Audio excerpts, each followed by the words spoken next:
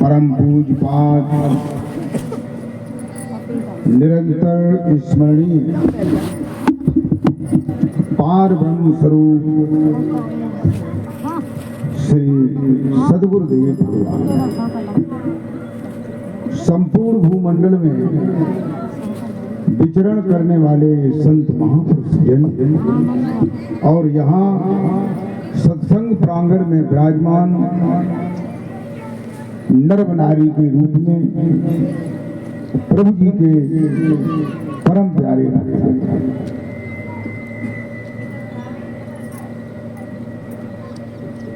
प्रेम भक्तों, ये हमारा दयाल मत का त्रिदिवसीय सत्संग समागम चल रहा है और आज सत्संग चलते चलते दूसरे दिवस पर आ गया है और ये सत्संग जो है कल और होगा। प्रेमी भक्तों,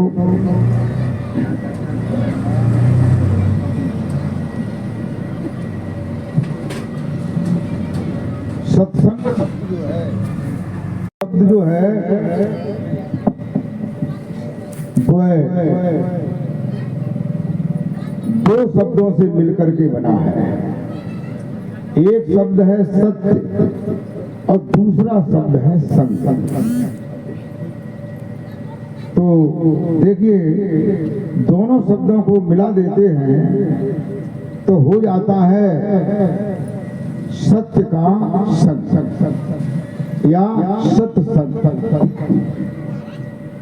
प्रेमी भक्तों, अब हमारे अंदर में एक विचार उठता है कि हम सत्य का संग करें तो आखिर सत्य है क्या? ये विचार उठता है कि सत्य क्या है। तो देखिए, संसार में जो भी हमें दिखाई दे रहा है ये सब क्या है? ये सब माया। गोस्वामी तुलसीदास जी ने रामचरितमानस में बताया है। क्या बताया है?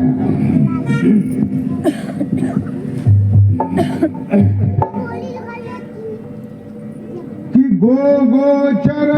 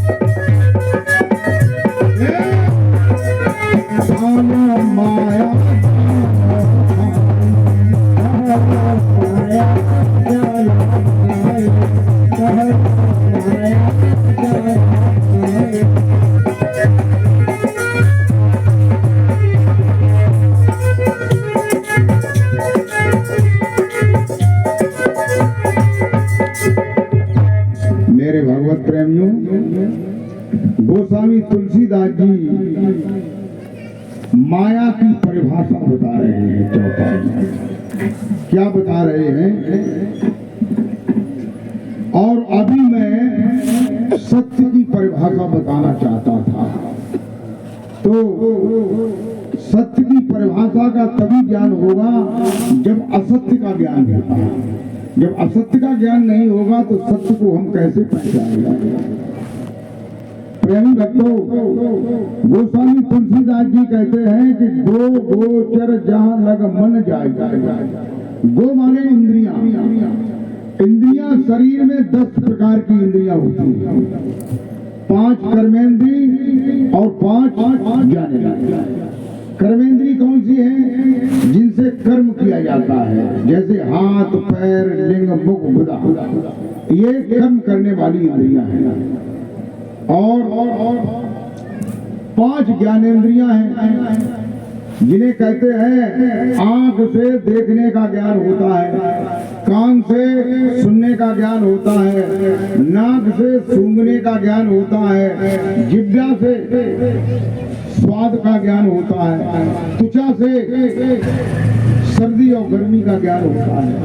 तो ये 5 ज्ञान की इंद्रियां हैं, 5 कर्म की इंद्रियां हैं। तुलसीदास जी कहते हैं कि जहां ये इंद्रियां जाती हैं और इंद्रियों के अलावा जो मन है उसको गीता में 11वीं इंद्री बताया जाता है। तो जहां इंद्रियां और इंद्रियों के अलावा मन जाता है वहां क्या है? माया। प्रेमी भक्तों, अब तुम ये देखिए, तुम भक्ति कर रहे हो तो तुम ये अंदाज लगाइए कि मैं माया की भक्ति कर रहा हूं कि परमात्मा की भक्ति कर रहा हूं। कैसे? कि तुम मंदिर में जाते हो, जाते हैं, भगवान की मूर्ति को देखते हो, देखते हैं। किससे देखते हो? आंखों से देखते हो। तो आंखें से जो देखते हो वो क्या है? माया है। माया है। ये रामायण कहती है, मैं अपने घर से नहीं कहता हूं। मुख से, अपने मुंह से और जीभ से, कंठ से तुम नाम जपते हो। ओम नमो भगवते वासुदेवाय, ओम नमो शिवाय, ओम नमो नारायणम, ओम सत सुकृत अभिगत कवि हिरियम श्रियम किलियम एं रंग सोहं सतनाम आदिनाम पातालीनाम सिंधुनाम अदलीनाम अल्लाह नाम खुदा नाम ओम नाम निरंजन नाम निरंकार नाम सोहम नाम। इन्हीं किसी भी प्रकार का नाम जो ओठ से, कंठ से, जिह्वा से जपा जाता है वो किसकी भक्ति है? भगवान की भक्ति है। कोई नहीं बोलो। अभी मैं बता चुका हूं कि जो इंद्रियों के द्वारा आप कर रहे हैं वो सब माया है। तो आप मुंह से, ओठ, कंठ से जो भी बोलते हो वो क्या है? माया का नाम, परमात्मा का नाम नहीं है। तो अब तुम ये विचार करिए कि फिर परमात्मा का कौन सा नाम है जो इंद्रियों के परे है। जब तक तुम ये नहीं जानोगे तब तक तुम सत्य को नहीं पहचान सकते। और कहते हैं कानों से जो भी आप सुनेंगे, जो भी आप सुनेंगे, भागवत सुने, कथा सुने, राम की कथा सुने, बुद्ध की कथा सुने, काऊ की कथा सुने, वो सब क्या है? माया है। गो गोचर जहां लग मन जाई, और जहां मन जाता, देखो इंद्रियां तो तुम्हारे सामने तक आई और देखती हैं, सुनती है कि नहीं? और मन जो है कहां तक का देखता है? अगर आप कभी आगरा गए और ताजमहल देखा है तो तुम्हारे दिमाग में विचार उठा कि ताजमहल, तो तुम्हारे चित्त में ताजमहल का स्वरूप अंदर अंदर में आ जाएगा। आएगा कि नहीं? क्योंकि वो तुमने देखा है। ताजमहल आएगा, उसके कैसा दरवाजा है, कैसी मीनारें बनी है, कैसा वहां का फील्ड है, दृश्य है, ये आ जाएगा। तो ये सब क्या है? माया। आप मंदिर में जाएंगे, मस्जिद में जाएंगे, गिरजाघर में जाएंगे, बुद्ध स्तूप में जाएंगे, कहीं भी जाएंगे, वो सब क्या है? माया।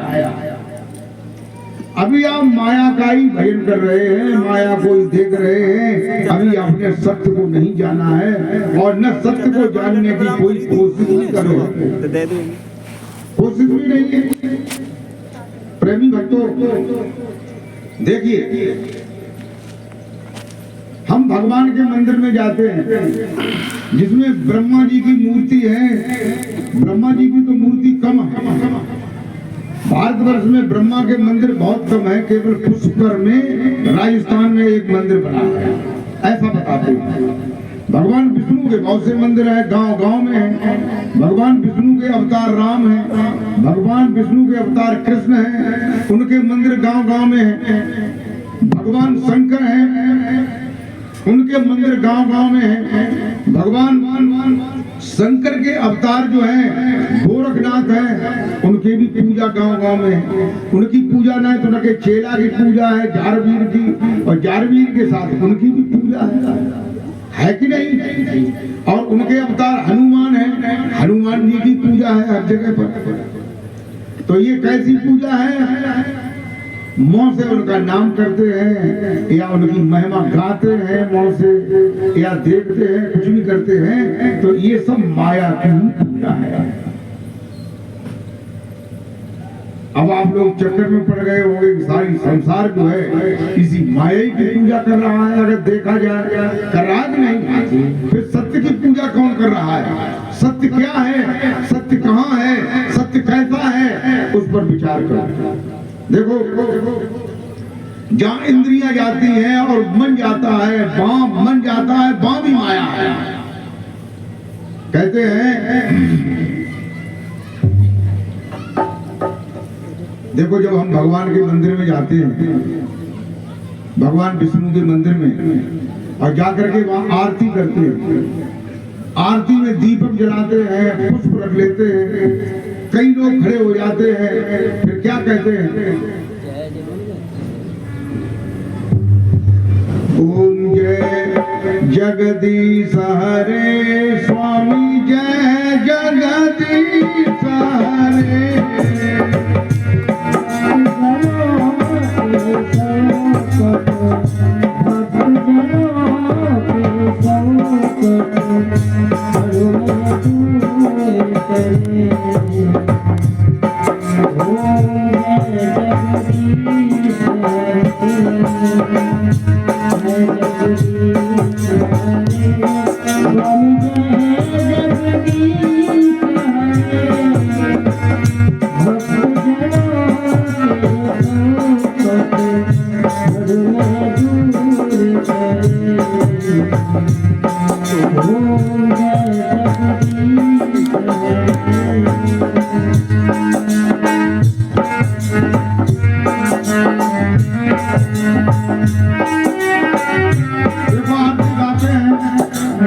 कहते हैं ओम जय जगदीश हरे स्वामी, जय जगदीश हरे। फिर क्या कहते हैं?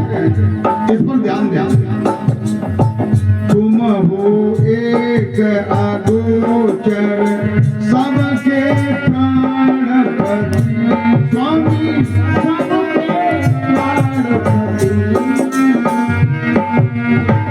इस विधि मिलूं बयान दे, इस विधि मिलूं बयान दे, मैं तुमको सुमति। ओम जय जगदीश हरे, जय जगदीश हरे, स्वामी जय जगदीश हरे।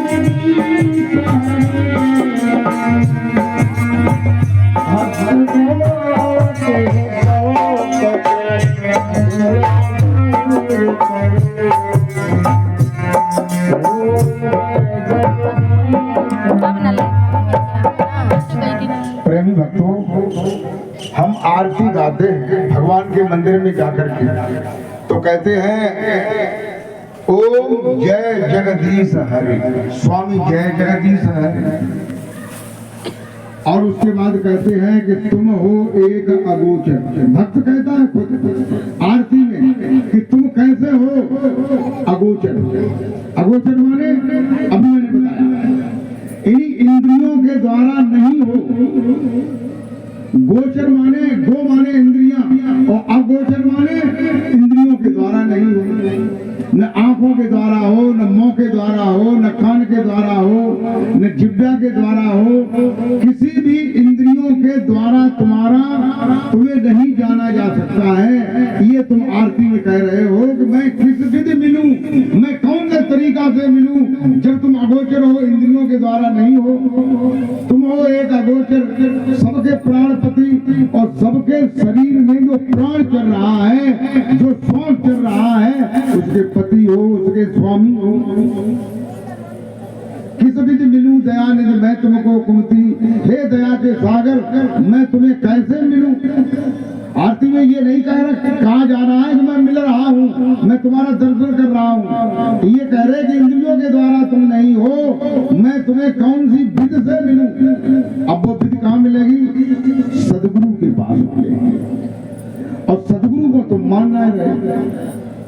लोग गांव में देखते हैं तो जगह जगह जे आए गुरु जे भगवान को ना मानता, जगह जे भगवान को ना मानता, लेकिन जब मालूम है कि भगवान को हम दिखाता, उनके दर्शन कराते हैं, तो हम क्यों नहीं मानते? महाराज की जय। कोई लोग जगह तक बाप मातारी की जो ने बाप मातारी है तो गुरु की कोई जरूरत नहीं, और बेई बाप मातारी गुजारी देता, बाप मातारी की करो उज्जत बेइज्जत करते हैं, उन्हें रोटी नहीं देता, उन्हें घर से निकाल देता, जगह तक बाप मातारी है तो गुरु की कोई जरूरत नहीं है। तो बताओ तो कैसे तुम गुरु करो करो, बाप मातारी को सेवा न करो, बाप मातारी की पूजा न करो, बाप मातारी को रोटी न दे, बाप मातारी से प्रेम से न बोलो, तो कौन से तुम्हें गुरु है? तो आदमी जो है बिल्कुल जो है ना समझी पे आ गया है, समझदारी नहीं है।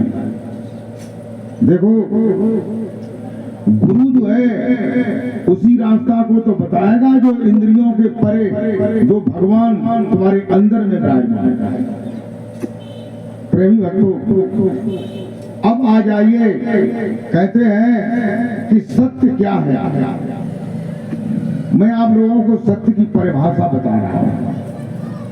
देखिए,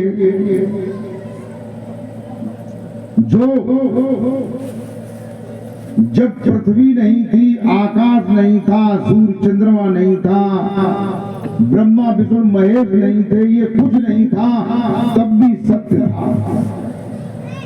और आज ये सब कुछ है, ब्रह्मा भी है, विष्णु भी है, शंकर भी है, पृथ्वी भी है, और दिग्पाल है, कुबेर है, इंद्र है, ये सब कुछ है, तब भी वो सत्य है।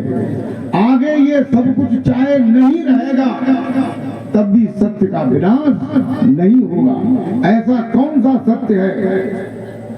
देखो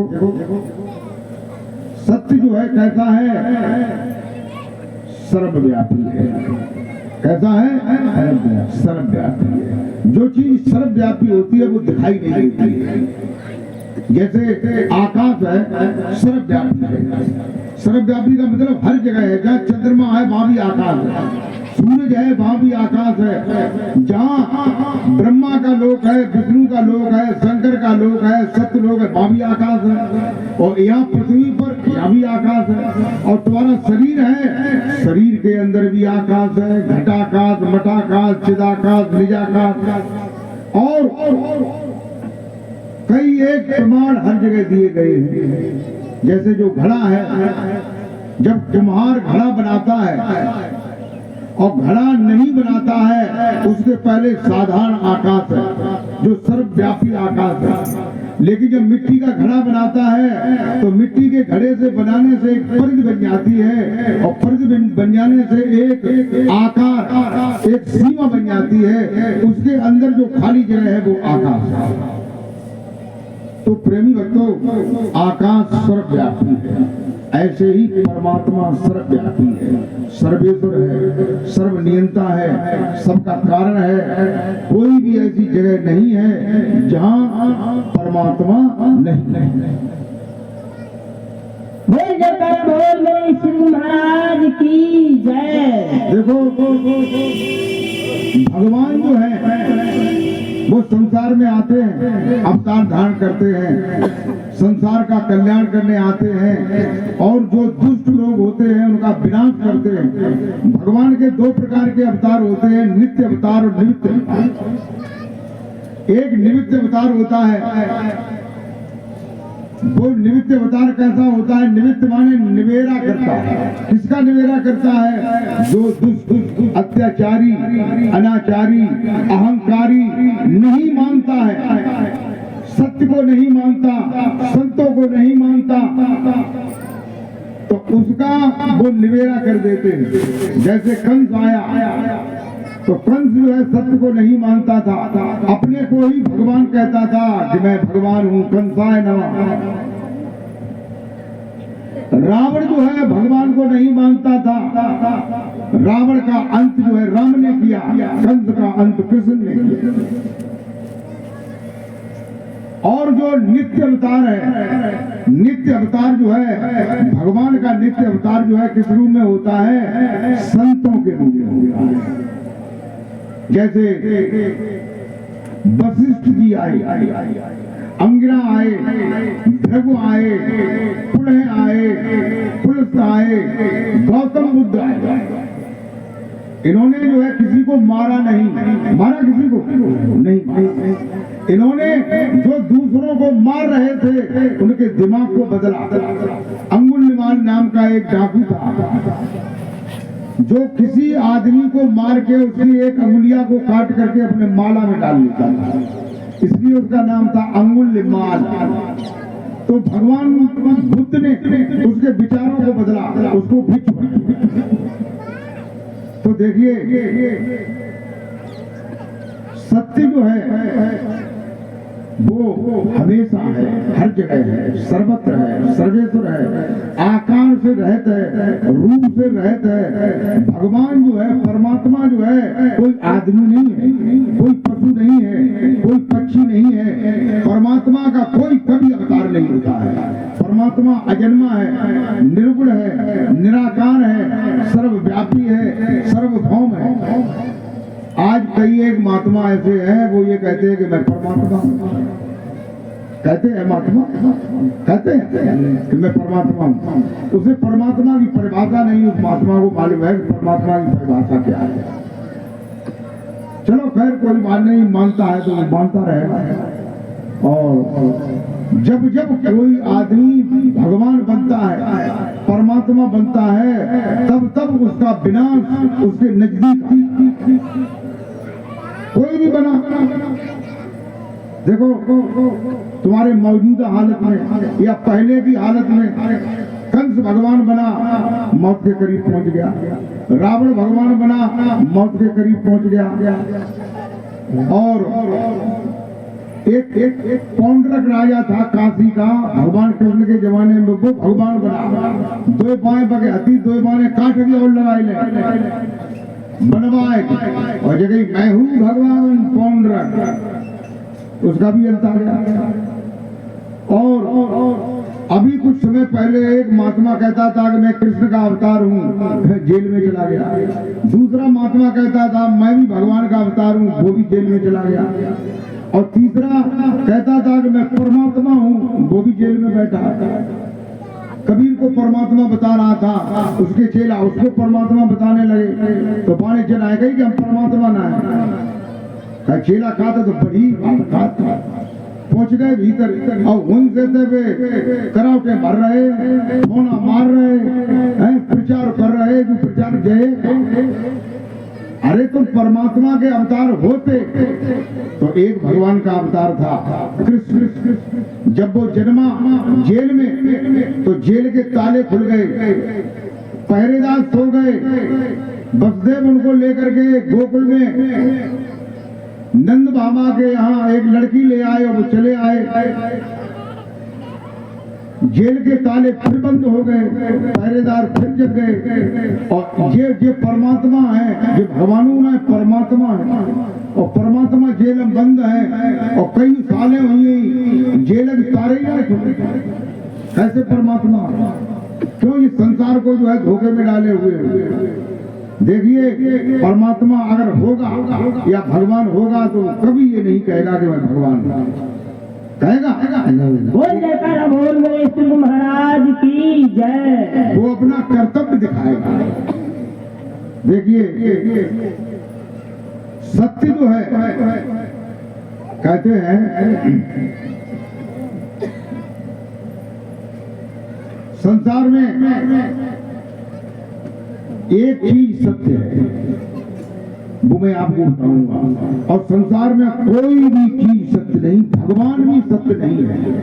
भगवान सत्य है। अब तुम लोग बोले ना डर के वहां कि भगवान अगर सत्य होता तो क्यों मरता तो क्यों जन्म लेता? जो सत्य है वो अजन्मा है, जो कभी जन्म नहीं लेता है। भगवान भी सत्य है तो तुम भी सत्य हो। कैसे कि तुम जन्म लेते हो? नहीं लेते हो, ये भ्रम है, ये अविद्या है, ये अज्ञान है। इसी को तो जानना है कि तुम्हारा जो स्वरूप है वो कैसा है, अजन्मा है। कहते हैं देखो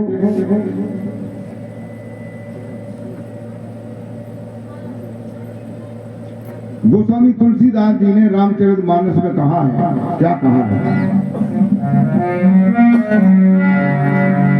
कि ईश्वर अंश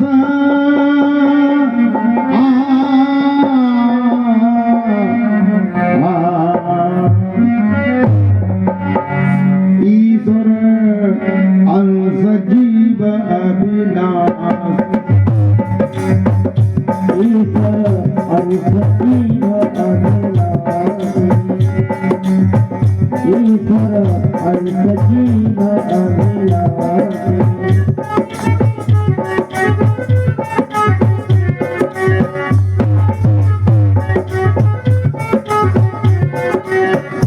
ईश्वर अंश जीव अविनाशी, ईश्वर अंश जीव अविनाशी, ईश्वर अंश जीव अविनाशी। चेतन अमल सहज सुखरा, चेतन अमल सहज सुखरासी, चेतन अमल सहज सुखरासी।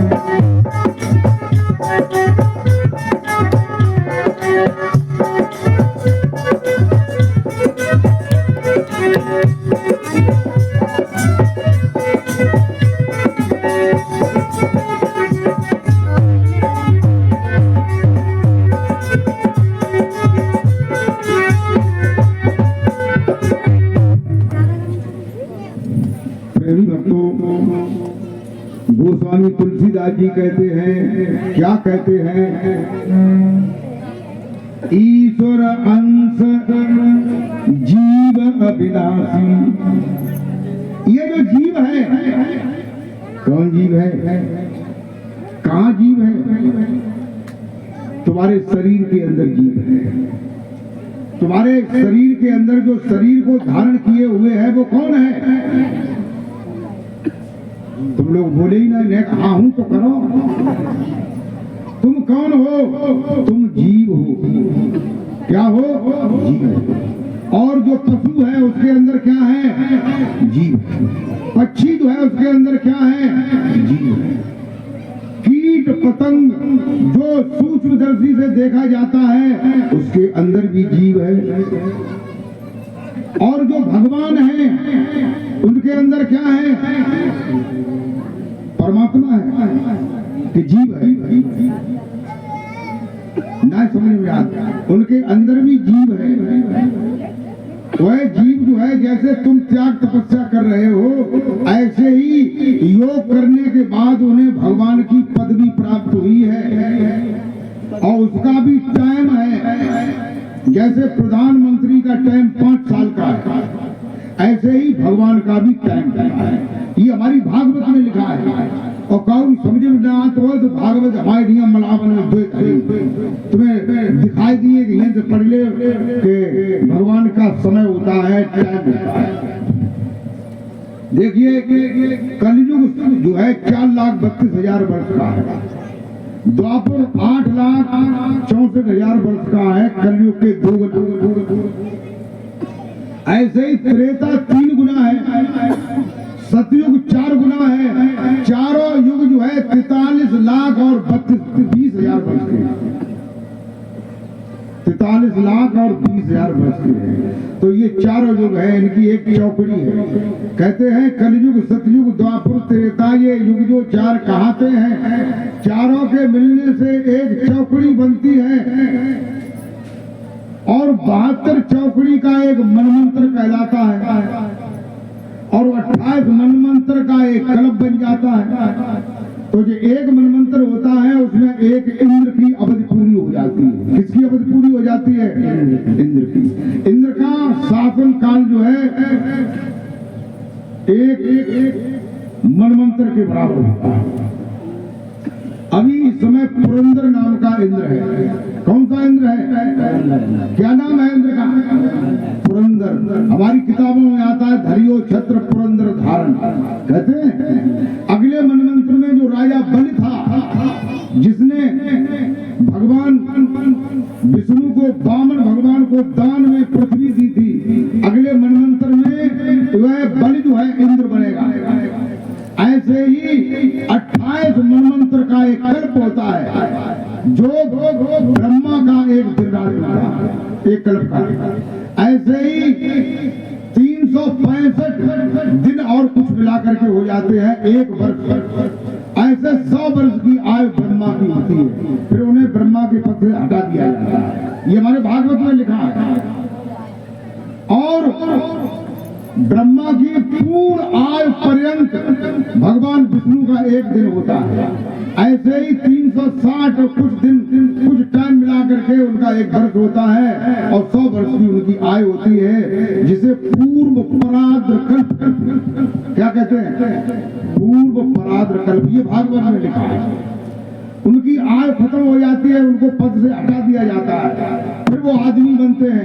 फिर जैसा वो कर्म करते हैं, फिर उन्हें अच्छे कर्म करते हैं तो आदमी बनते हैं और खराब करते हैं तो भैंसा, पशु, पक्षी, कीट, पतंग ये बनना पड़ता है। ऐसे ही शंकर जी की आयु है। तो ये आयु है, तुम लोग इस धोखे में मत रहो कि ये भगवान जो है यही परमात्मा है, भगवत पद है और ये कुछ समय के लिए है और इनकी रिद्धियां सिद्धियां हैं, ये तुम्हें प्रदान कर देते हैं। ये मोक्ष और मुक्ति को प्रदान नहीं कर सकते हैं, इनके पास मोक्ष मुक्ति नहीं है। प्रेम भक्तों, कहते हैं कि ईश्वर अंश जीव अविनाशी। रामायण में तुलसीदास जी कहते हैं कि ये जीव जो है वो ईश्वर का अंश है और कैसा है? अविनाशी है। अविनाशी का मतलब कभी विनाश नहीं होता है। ये जो आदमी बैठे हैं यहाँ, यह संसार में आदमी है, इसके अंदर जो जीव है वो नहीं मरता है, शरीर मर जाता है। शरीर जन्मता है और शरीर मरता है। शरीर कहते हैं शरीरो मरणो धर्म। शरीर जो है इसका मरना और जन्मना धर्म है।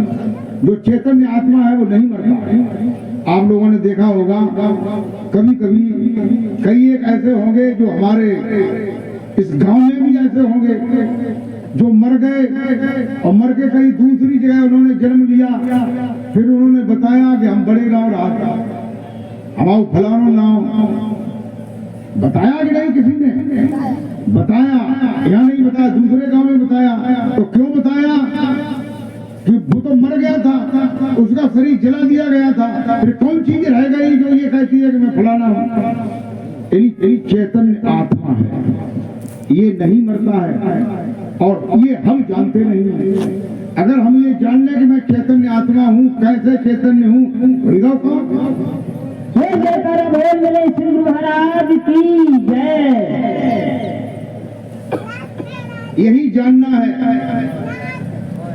प्रेमी भक्तों, यही जानना है। गाड़ी के पास देखो प्रेमी भक्तों, अब देखिए ये जीव जो है किसका अंश है? जीव किसका अंश है? हमारी तरफ देखो, ईश्वर का अंश। भगवान राम, भगवान कृष्ण, हनुमान, ये जितने भी भगवान हैं, इनके अंदर भी जीव है। जो तुम्हारे अंदर जीव है वही उनके अंदर। अंतर कितना है? कभी साहब कहते हैं, क्या कहते हैं? हर घट अंदर साइया और सूनी से जन को, हर घट अंदर साइया सूनी से जन को, हर घट अंदर साइया सूनी से जन को।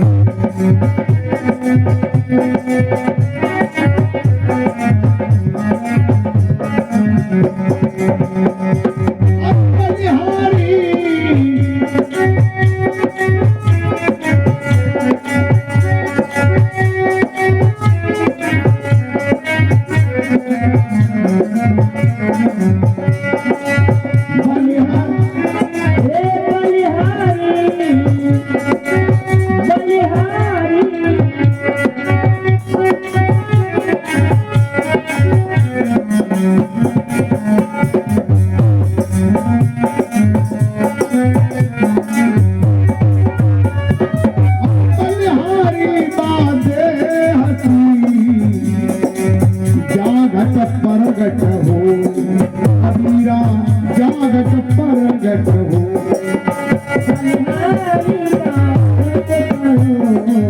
जागत परगट हो।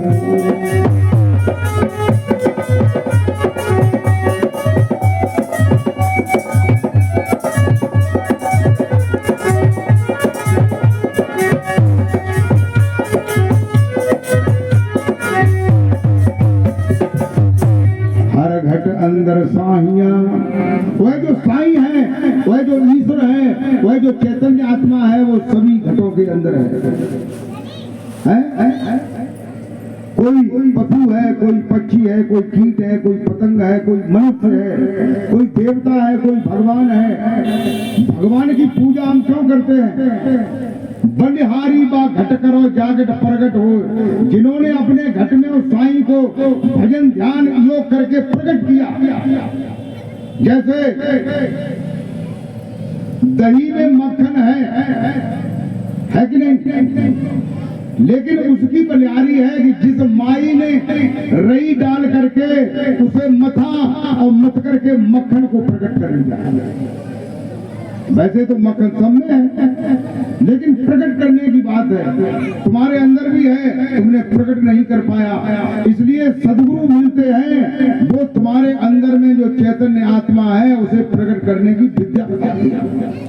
राम ने प्रकट कर लिया था। देखो जारवीर ने गोरख टीला पर गोरखनाथ जी अपने गुरु के यहाँ 5 साल तक योग अभ्यास किया था, और उस योग अभ्यास का फल क्या हुआ कि सारे दुनिया के लोग जो है उनकी पूजा करने लगे कि नहीं? और देखो एक मैं उदाहरण उठा रहा हूं।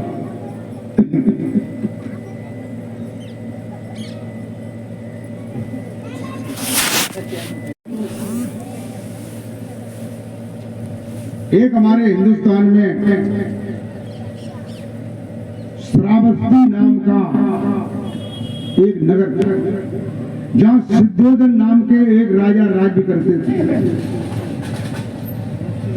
तो